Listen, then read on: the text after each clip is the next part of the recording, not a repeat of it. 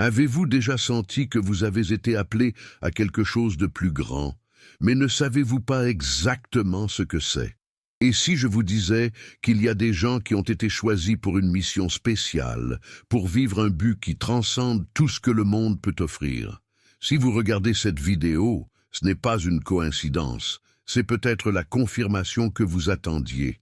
Avant de continuer, abonnez-vous à la chaîne, activez les notifications et laissez votre similaire pour que ce message atteigne encore plus de personnes. Maintenant, je veux que vous commentiez ici. J'accepte mon appel. Ce simple commentaire n'est pas seulement une phrase, c'est un acte de foi, un engagement dans le voyage que Dieu a commencé dans votre vie.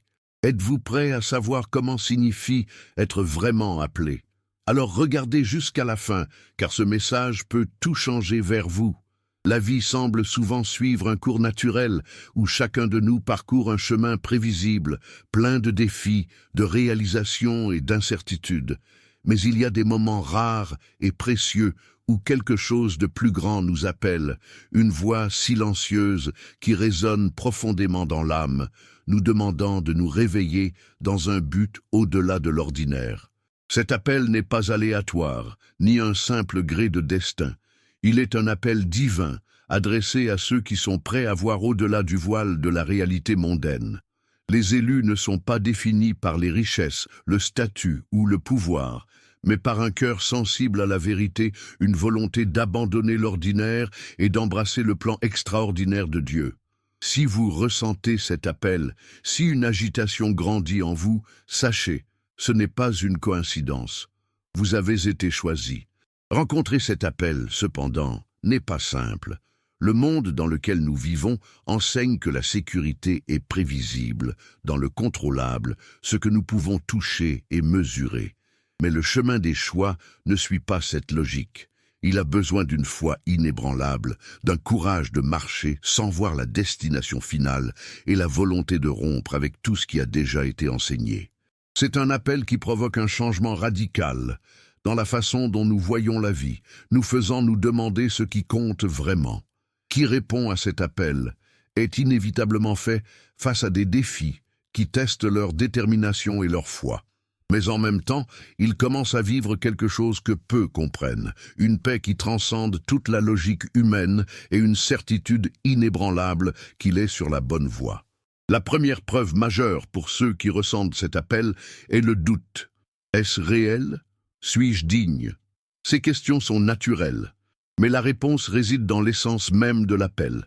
Dieu ne choisit pas les préparatifs, il prépare les élus. Celui qui ressent le poids de cet appel porte déjà en lui-même l'étincelle nécessaire pour passer à autre chose. La décision de répondre à cet appel est la première étape vers un voyage qui se transforme, renforce et révèle un objectif plus important que tout ce que ce monde peut offrir. L'appel a été fait. Maintenant, c'est à vous de décider s'il est prêt à répondre. Être choisi va bien au-delà d'un titre ou d'un privilège spécial. Le vrai sens de cette désignation réside dans la responsabilité et l'engagement à vivre selon un objectif plus important. Les élus sont ceux qui, au milieu du chaos du monde, peuvent entendre la voix de Dieu en les appelant à une mission qui défie tout ce qui est terrestre et passant. Ce sont ceux qui, même sans comprendre tous les détails du plan divin, font confiance et passent à autre chose, sachant que leur voyage n'est pas guidé par le hasard, mais par la volonté souveraine du Créateur. Être choisi ne signifie pas être libre de difficultés, mais avoir la force nécessaire pour les faire face avec une foi inébranlable. Le monde propose de nombreux raccourcis, des promesses vides de bonheur et des distractions qui éloignent les gens de leur véritable mission. La plupart suivent le flux, se conformant à une profonde vie dénuée de sens où le succès est mesuré par les biens matériels et la reconnaissance humaine. Mais les élus vivent par une logique différente. Ils comprennent que la vraie richesse est en relation avec Dieu, la paix que lui seul peut offrir, et la certitude que chaque étape franchie dans la foi est une brique dans la construction de quelque chose d'éternel. Pour beaucoup, ce choix semble fou. Après tout, pourquoi quelqu'un abandonnerait le confort et les certitudes pour suivre un chemin incertain? La réponse est en fait qu'il pulsate dans le cœur des élus. La conviction qu'ils ont été appelés à quelque chose de beaucoup plus grand que ce monde peut offrir. Être choisi ne signifie pas être parfait. Au contraire, cela signifie comprendre que la marche sera pleine de défis, mais que la grâce de Dieu est suffisante pour soutenir chaque étape. Cela signifie comprendre que les défauts et les chutes se produiront, mais que la miséricorde divine sera toujours présente pour soulever et renforcer. Ce qui différencie les élus des autres n'est pas l'absence de difficultés, mais la volonté de passer à autre chose, confiant que chaque combat les rapproche de l'objectif final. C'est un voyage d'apprentissage, de foi et de transformation, et ceux qui acceptent cet appel ne seront plus jamais les mêmes. Suivre le chemin de la foi, c'est se lancer dans un voyage qui remet en question la logique du monde. Dès les premiers temps, ceux qui ont choisi de vivre selon Dieu auront dû faire face à la persécution, des épreuves et des moments de solitude profonde. C'est parce que le monde ne comprend pas la véritable foi. Alors que la plupart recherchent des garanties visibles, les élus apprennent à marcher en faisant confiance à quelque chose qu'ils ne peuvent pas voir, mais ils se sentent indéniablement. Cette promenade, bien que difficile, est la seule qui mène à la vraie paix et au but. Des défis surviennent sous différentes formes. Certains sont déguisés en doutes internes où l'esprit essaie de saboter le cœur, se demandant si tout cela en vaut vraiment la peine. D'autres apparaissent comme des obstacles externes, comme des critiques, des refus et des épreuves qui testent la détermination de ceux qui ont choisi de suivre Dieu. Mais le plus grand défi de tous est de rester ferme alors que rien ne semble logique. Il y a des moments où le silence de Dieu peut sembler assourdissant, où chaque étape nécessite un niveau de foi qui borde l'impossible. C'est dans ces moments que les élus sont coupés, façonnés pour quelque chose de plus grand que vous ne pouvez l'imaginer. La grande vérité sur cette promenade est qu'elle ne promet pas de facilité, mais garantit un destin glorieux. Chaque défi expiré renforce la foi, chaque obstacle dépassé approfondit la connexion avec Dieu, et chaque instant de difficulté devient un puissant témoignage de la grâce divine.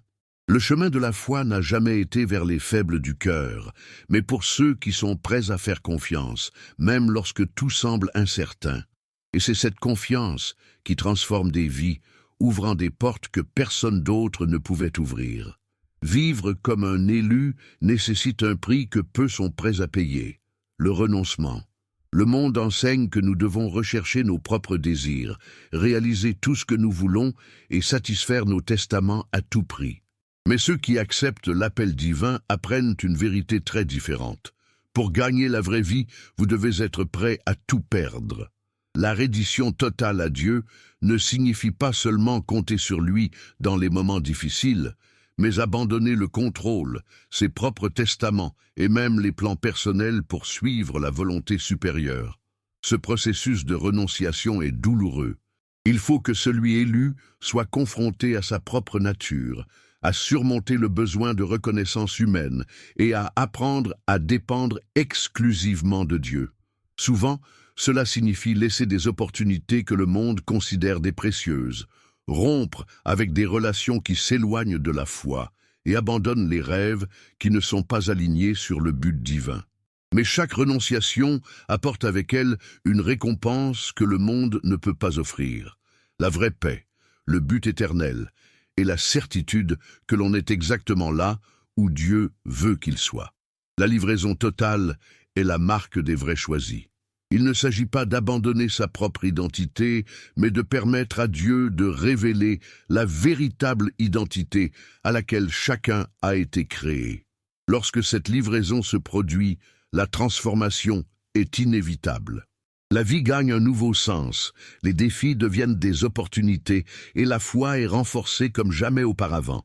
Le prix de choix est élevé, mais la récompense est incalculable.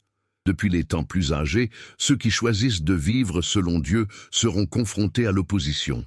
Le monde n'a jamais favorisé les élus, car la lumière qui porte dérange l'obscurité qui domine la société.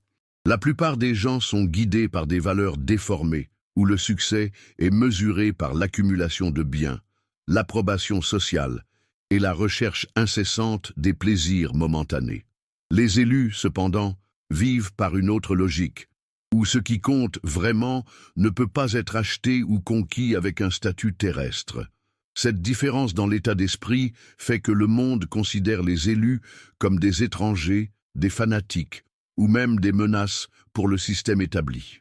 Ceux qui décident de suivre Dieu dans une résistance inévitablement confrontés à une résistance, soit par le rejet, le mépris ou même la persécution directe. L'opposition du monde ne se produit pas par hasard. Il y a une bataille invisible, en constante évolution entre les forces spirituelles. L'ennemi utilise tous les moyens possibles pour discréditer, affaiblir et détourner ceux qui ont été appelés dans un objectif plus important. Souvent, cette opposition est déguisée comme des opportunités séduisantes qui poussent la personne à sortir de leur foi. D'autres fois, il se manifeste dans les attaques directes, où les amis, la famille ou les collègues remettent en question et ridiculisent la foi des élus. Cette résistance peut générer des moments de solitude, de doute et de fatigue, mais c'est précisément dans ces moments que la foi est prouvée et renforcée. Si vous avez déjà été déplacé dans ce monde, comme si vous ne lui apparteniez pas complètement, sachez que c'est l'une des plus grandes preuves que vous avez été appelé à quelque chose de plus grand. Les élus n'ont pas été faits pour s'intégrer dans le système de ce monde, mais pour le transformer par leur foi. Autant que la résistance est, la victoire est certaine pour ceux qui persévèrent. Jésus a clairement indiqué que le chemin de ses disciples ne serait pas facile, mais a également assuré que la récompense pour ceux qui restent fermes seront incomparables. Donc, si vous sentez que le monde est contre vous, ne vous désespérez pas. Cela signifie que vous êtes sur la bonne voie. L'opposition du monde est la confirmation que votre vie est alignée avec quelque chose de beaucoup plus grand que n'importe quel système terrestre. Vivre dans l'alignement avec la volonté de Dieu est un défi auquel peu sont prêts à affronter, car il nécessite non seulement la foi, mais aussi le renoncement, l'humilité et une véritable disposition à suivre un chemin qui semble souvent incertain aux yeux humains. Le monde nous apprend à être maîtres de notre propre destin, à dessiner des plans basés uniquement sur la raison et à chercher du succès selon les modèles matériels. Mais Dieu nous appelle à quelque chose de beaucoup plus grand. Une vie menée par sa sagesse infinie, où chaque étape est guidée par un but qui transcende la compréhension humaine. S'aligner sur divine signifie abandonner l'illusion de contrôle et de livrer complètement à la direction du Créateur, confiant que votre plan est parfait, même lorsque nous ne pouvons pas voir l'image complète. Cette livraison ne se produit pas automatiquement. C'est un processus quotidien, une décision continue de mettre Dieu avant tout, même lorsque les circonstances semblent difficiles. Mais comment savez-vous si nous sommes vraiment alignés sur la volonté de Dieu? La réponse n'est pas dans des signes miraculeux ou des sentiments qui passent, mais en profondeur de notre relation avec lui. La Bible n'est pas seulement un livre ancien plein d'histoires. C'est une carte vivante qui dirige les élus sur le bon chemin. Chaque commandement, chaque promesse et chaque enseignement contenu sont comme des boussoles spirituelles qui pointent vers la bonne direction, quelles que soient les tempêtes qui peuvent survenir sur le chemin. De plus, le Saint-Esprit agit comme un guide intérieur, dirigeant, corrigeant et renforçant ceux qui sont prêts à entendre leur voix. Cependant, la vie alignée avec Dieu ne sera pas toujours à l'aise. Souvent, cela signifie aller à l'encontre du courant du monde, abandonner des opportunités qui ne correspondent pas aux principes divins et font face à la critique de ceux qui ne comprennent pas ce style de vie. Mais la récompense pour ceux qui persévèrent est indescriptible. Il y a une paix inébranlable dans la certitude que l'on marche au centre de la volonté de Dieu, une sécurité qui ne dépend pas des circonstances extérieures, mais de la conviction intérieure que tout est sous le contrôle du Père. Faire confiance à Dieu quand tout est clair et favorable est facile, mais et quand la voie devient floue et incertaine, et quand toutes les circonstances semblent-elles contraires et que la voix du silence de Dieu semble assourdissante. C'est dans ces moments que la foi des choisis est vraiment testée. Le voyage de ceux qui décident de vivre selon la volonté divine ne se fait pas seulement des moments de gloire et des révélations divines, mais aussi des périodes d'obscurité, où la seule option est de continuer à marcher sans voir la prochaine étape. La vraie foi ne se manifeste pas lorsque tout se passe bien, mais quand tout semble perdu, et pourtant le cœur choisit de faire confiance. Cette confiance aveugle n'est pas un acte d'ignorance ou d'entêtement, mais l'expression ultime de la certitude que Dieu est fidèle à ses promesses, même lorsque les circonstances disent le contraire. La Bible regorge d'histoires d'hommes et de femmes qui ont fait face à des périodes d'incertitude, mais qui ont choisi de rester fermes dans la foi. Abraham, par exemple, a été appelé par Dieu pour sortir de sa terre sans savoir où il allait. Moïse a conduit un peuple entier à travers le désert sans avoir une destination visible devant lui. Job a perdu tout ce qu'il avait, mais a gardé sa confiance inébranlable dans le Seigneur.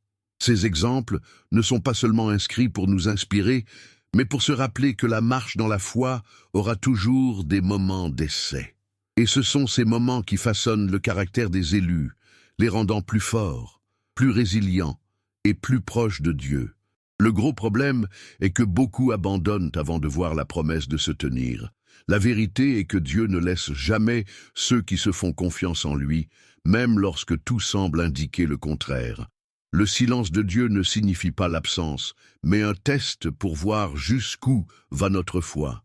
Lorsque nous apprenons à lui faire confiance au milieu de l'obscurité, nous constatons que nous n'avons pas à voir le moyen complet de continuer à marcher. Nous avons juste besoin de faire un pas à la fois, sachant que Dieu a déjà préparé le reste du voyage. La preuve de foi n'est pas d'avoir toutes les réponses, mais de continuer à croire, même lorsque les questions n'ont pas encore de solution. Dans chaque élu, il y a une bataille constante qui se déroule quotidiennement, la lutte entre les désirs de la chair et la voix de l'esprit. La chair, représentant nos inclinations humaines et naturelles, aspire au confort, au plaisir immédiat et à la reconnaissance terrestre. L'esprit appelle déjà une vie de but, alignée sur les principes divins, où la véritable satisfaction ne vient pas de ce qui passe, mais de ce qui est éternel. Ce conflit est une réalité à laquelle tout le monde est confronté, et la façon dont nous choisissons de y faire face définit le cours de notre voyage spirituel. Ceux qui cèdent à la chair vivent constamment une vie peu profonde, dominée par des impulsions et vide de sens réel. Mais ceux qui apprennent à renforcer l'esprit découvrent une force qui transcende toute tentation. La clé pour surmonter cette bataille n'est pas dans la volonté humaine, mais dans la reddition à Dieu. Plus nous nourrissons l'esprit avec la prière, la lecture de la parole et la communion avec Dieu, les faibles deviennent les désirs de la chair. Le problème est que beaucoup essaient de combattre cette bataille seuls, ne s'appuyant que sur leur discipline et leur auto-témoignage. Mais la chair est rusée, et, sans la présence constante de Dieu, elle trouve des violations pour maîtriser nos actions. La victoire sur la chair commence lorsque nous reconnaissons que nous sommes faibles pour nous-mêmes, mais qu'en Dieu, nous trouvons la force de résister. Ce combat n'est pas surmonté une fois pour toutes.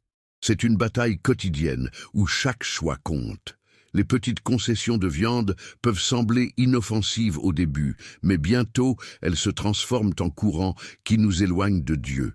Par conséquent, la vigilance spirituelle est essentielle. Quiconque veut vivre en tant que véritable choisi doit être conscient de ses propres désirs et les soumettre constamment à la volonté divine. Lorsque cette discipline devient un style de vie, la transformation est inévitable. L'esprit commence à guider les étapes, et la viande, une fois si dominante, perd son pouvoir. Et c'est dans cette reddition totale que nous trouvons la vraie liberté. Les tentations sont partout. Le monde, avec ses promesses séduisantes, offre un chemin apparemment plus facile où le plaisir immédiat semble compenser tout sacrifice spirituel. Mais c'est un piège mortel, une illusion soigneusement conçue pour détourner les élus dans leur véritable mission. Depuis le début des temps, l'humanité a été confrontée à la tentation. Ève a été séduite par la promesse de la connaissance interdite, David est tombé dans le désir charnel, et même Jésus a été tenté dans le désert. Mais la différence entre ceux qui tombent et ceux qui résistent sont dans la force de leur connexion avec Dieu. Quiconque veut surmonter la tentation doit être préparé pour la guerre. L'armure de la foi, la prière et la connaissance de la parole sont les seules défenses efficaces contre les attaques ennemies. Le céder à la tentation peut sembler petit au début, mais cela entraîne toujours de plus grandes conséquences. Les élus doivent avoir un discernement pour identifier les pièges avant de devenir des pièges irréversibles. Plus nous sommes plus proches de Dieu, plus les stratégies de l'ennemi deviennent et plus nous serons préparés à résister. Le chemin des élus n'a jamais été promis aussi facile, mais la récompense pour ceux qui persévèrent est incomparable. Dans un monde où tout passe, où le bonheur semble toujours être conditionné à quelque chose d'extérieur, les élus découvrent une vérité qui transforme complètement leur voyage. La vraie paix et la joie ne viennent de Dieu, et rien de ce que le monde offre ne peut remplacer cette plénitude. Beaucoup passent toute leur vie à chercher un sens dans des réalisations matérielles, des relations ou une reconnaissance, juste pour se rendre compte qu'en fin de compte, tout cela est temporaire. Mais ceux qui choisissent de vivre alignés avec Dieu éprouvent quelque chose de différent, une satisfaction qui ne dépend pas des circonstances, une joie qui reste même au milieu des adversités. La récompense des choisis n'est pas seulement dans le futur éternel, mais aussi dans le présent. Lorsque quelqu'un s'aligne sur la volonté de Dieu, il commence à vivre une vie exprès, où il a un sens chaque jour. Le vide existentiel qui hante tant de gens disparaît tout simplement, car l'âme trouve sa vraie maison. De plus, il existe une paix inexplicable qui accompagne ceux qui font confiance en Dieu, une sérénité qui reste même lorsque le monde semble s'effondrer. Cette paix ne signifie pas l'absence de problèmes, mais la certitude que, indépendamment des difficultés, Dieu contrôle. Alors que beaucoup vivent asservis par la peur, l'anxiété et les incertitudes, les élus marchent en toute sécurité, sachant que chaque étape est dirigée par un plan parfait.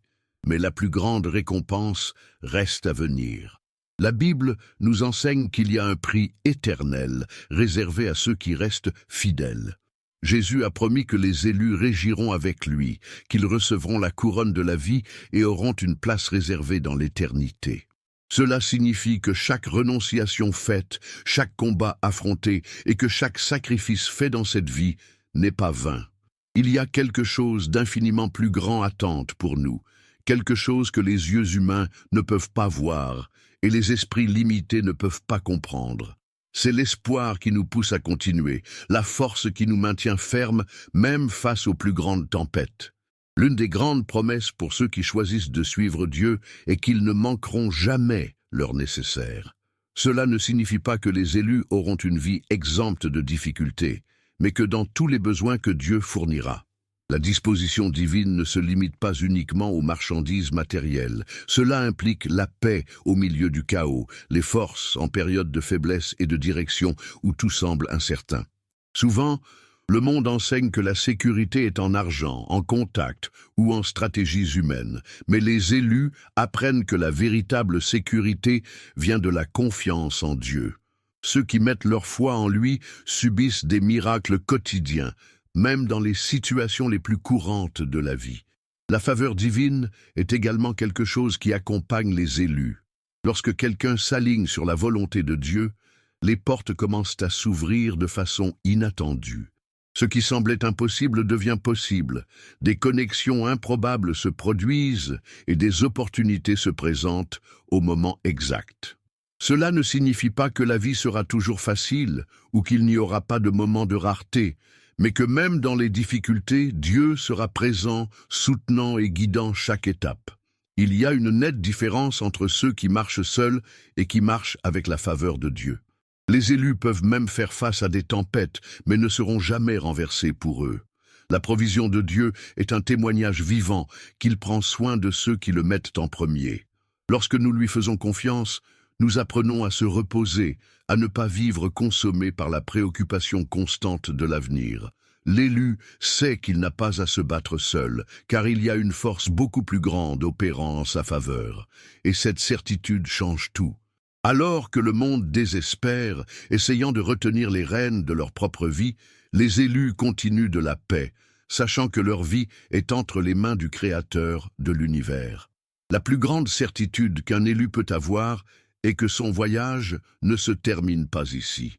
Le monde nous apprend à craindre la mort, à s'accrocher désespérément à chaque instant sur cette terre comme si c'était tout ce qui existe. Mais les élus vivent pour une vérité différente. Ils savent que la vie terrestre n'est qu'une préparation à quelque chose de beaucoup plus grand, quelque chose d'éternel. Chaque sacrifice, chaque lutte et chaque décision prise en faveur de la foi ne sont pas des efforts en vain, mais des investissements dans l'éternité. Alors que beaucoup ne vivent que pour l'instant, les élus vivent avec des yeux fixes sur ce qui va arriver, sachant que cette vie n'est que le début de quelque chose d'infiniment grand. La Bible nous assure qu'il y aura un jour où chaque déchirure sera essuyée, où il n'y aura plus de douleur, de peur ou de souffrance. Les élus vivront non seulement en présence de Dieu, mais recevront également la récompense d'une vie de fidélité. C'est la victoire finale, la consommation de toutes les promesses faites par Dieu à travers l'histoire. Alors que le monde se bat pour passer des choses, les élus construisent quelque chose d'éternel, quelque chose qui ne peut jamais être détruit ou enlevé. Cette perspective change complètement la façon dont la vie est vue. Les problèmes ne sont plus des balles insupportables et ne sont que des obstacles temporaires sur le chemin d'une destination glorieuse. La grande question est donc, vivez-vous pour quelque chose d'éternel ou simplement survivant dans le présent? La victoire finale n'est pas pour ceux qui ont bien commencé, mais pour ceux qui sont restés fidèles à la fin. Les élus ne sont pas définis uniquement par leur foi initiale, mais par leur persévérance face aux épreuves. L'éternité n'est pas une vague promesse ou un concept abstrait, mais une réalité pour ceux qui ont décidé de faire confiance à Dieu. Et le jour où nous franchissons enfin la ligne d'arrivée, nous entendrons les paroles les plus attendues de tous. Eh bien, c'est un serviteur bon et fidèle.